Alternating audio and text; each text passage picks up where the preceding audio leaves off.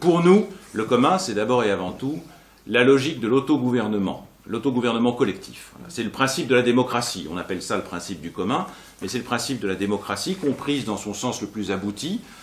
Principe de la démocratie dont on peut dire qu'il s'est dégagé d'une façon assez directe et même exemplaire des mouvements qui ont été menés à partir de 2011, et ce de façon assez ininterrompue jusqu'en 2016 et même au-delà, qui avait pour enjeu la définition des places publiques dans leur rapport avec l'urbain et avec la ville.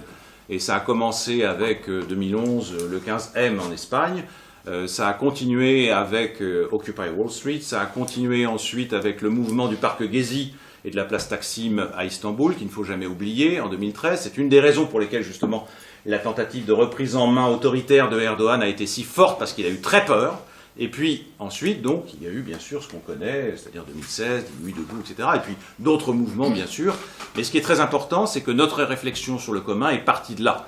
Donc de cette exigence d'autogouvernement, de ce que les Espagnols avaient appelé la démocratie réelle, pour reprendre leurs termes, c'est-à-dire non pas la démocratie représentative traditionnelle, mais une démocratie dans laquelle chacun puisse avoir sa place dans le processus de délibération et de prise de décision.